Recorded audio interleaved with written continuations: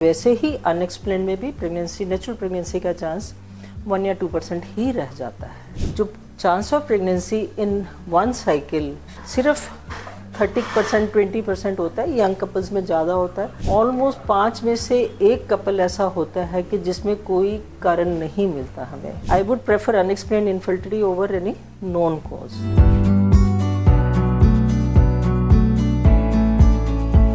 नमस्कार, मैं doctor Umesh Jindal IVF Chandigarh से आपसे बात कर रही हूँ।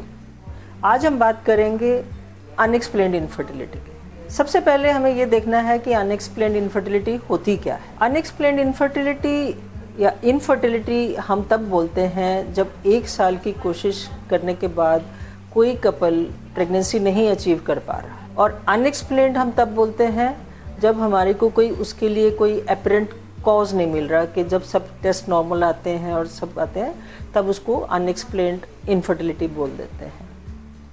ये एक बहुत ही फ्रस्ट्रेटिंग सिचुएशन होती है।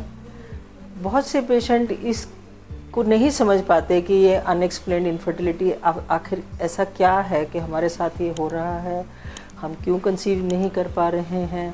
वो एक डॉक्टर से दूसरे डॉक्टर के पास जाते हैं ये सोच के कि शायद इन डॉक्टर साहब को समझ नहीं आया तो इनको समझ में आ जाएगा, या चलो किसी और बड़े सेंटर में जाते हैं वहाँ समझ में आ जाएगा, या ये टेस्ट और करवा लेते हैं, उन्हीं टेस्टों को बार बार करवा लेते हैं तो उससे समझ में आ जाएगा। तो बहुत फ्रस्ट्रेशन होती है और वो कोई फैसला भी नहीं कर पाते हैं कि जब कुछ मिल नहीं रहा है तो हम ट्रीटमेंट क्या करवाएं। उनको ये भी समझ में नहीं आता। तो ये एक जो सिचुएशन है वो एक बहुत ही फ्रस्ट्रेटिंग सिचुएशन पेशेंट के लिए और कपल्स के लिए और फैमिलीज़ के लिए हो जाती है कि ना तो कुछ समझ में आ रहा और ना हम कोई डिसीज़न ले पा रहे हैं। एक्चुअली ये थोड़ा सा एक डिफरेंट तरीके से इसको समझना पड़ेगा कि ये अनएक्सप्लेन्ड इनफर्टिलिटी होती क्या है और जो हम टेस्ट करते हैं उनका पर्पस क्या है। पहली बात तो मैं ये कहूँगी कि it's a very common problem. Almost 5 में से 1 कपल ऐसा होता है कि जिसमें कोई कारण नहीं मिलता हमें। 20% of couples are suffering from unexplained infertility. Basically जो हम टेस्ट करते हैं उनका पर्पस क्या है, उनका पर्पस ये कम होता है कि कारण क्या है। उनका पर्पस ये ज़्यादा होता है कि बच्चा हो भी सकता है कि नहीं हो सकता, बच्चा नेचुरल वे में हो सकता है या हमें कोई ट्रीटमेंट करना पड़ेगा। अगर जैसे कोई मेंसेस की प्रॉब्लम है तो हार्मोन्स वगैरह की दवाई देने से ठीक हो सकता है।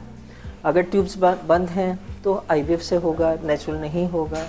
तो कई केसेस में तो हमें क्लियर आंसर मिलते हैं, पर इन अनएक्सप्लेन्ड इनफर्टिलिटी में सब टेस्ट नॉर्मल होते हैं। ये सिचुएशन एक ग्लास, पानी का glass half full half empty वाली सिचुएशन है। जो फुल है वही आपको ये रिश्योर करता है कि सब कुछ नॉर्मल है, एटलीस्ट कोई और बीमारी नहीं है।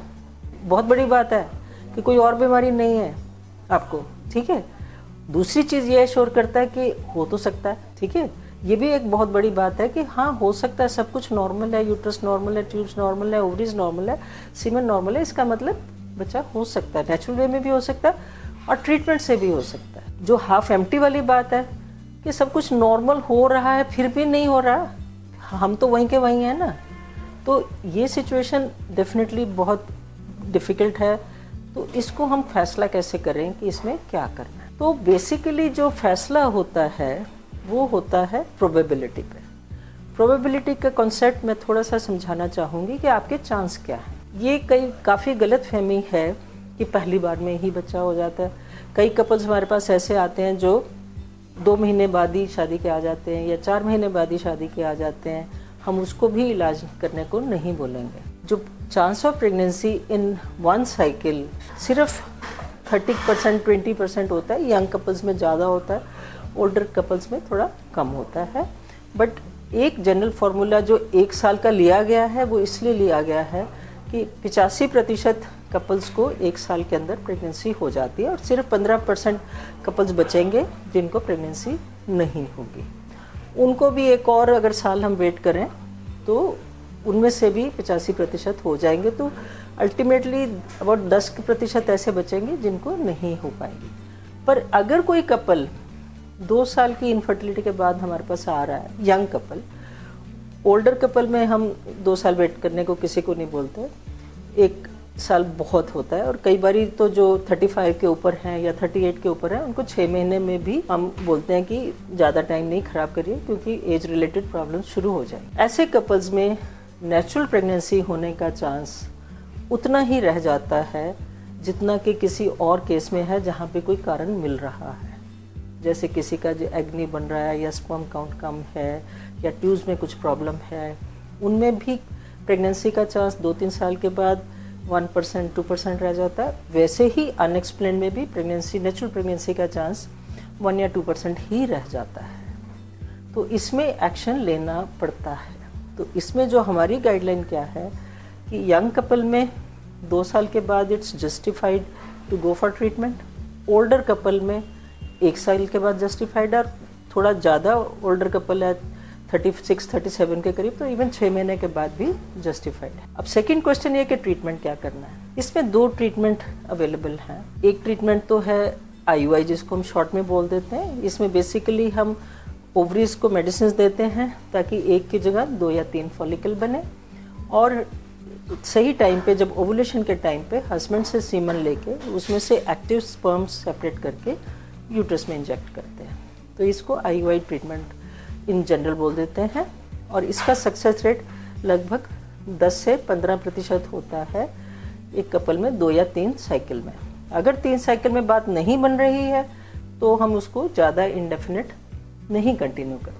अगर IUI से बात नहीं बन रही है या किसी को 4-5 साल हो गए हैं वेट करते हुए, फिर हम सीधा IVF में भी जा सकते हैं। Although it is not treatment for the any specific cause of infertility, पर ये एक कामयाब प्रोसीजर है अनएक्सप्लेन इनफर्टिलिटी में, क्योंकि बाकी सब कुछ नॉर्मल है और अननोन फैक्टर्स हैं जिनकी वजह से प्रेगनेंसी नहीं हो रही, और बहुत सारे ऐसे अननोन फैक्टर्स IVF में कवर हो जाते हैं, और सक्सेस रेट्स इनमें ऑलमोस्ट 50% के करीब, जो कि किसी और अच्छे केस में होते हैं, उतने ही अनएक्सप्लेन इनफर्टिलिटी में होते हैं। तो जो अनएक्सप्लेन इनफर्टिलिटी इज़, हम एज डॉक्टर्स मैं ये कहूँगी कि हम इसको I would prefer unexplained infertility over any known cause, कि उसमें तो एक और प्रॉब्लम को भी हल करना है मुझे।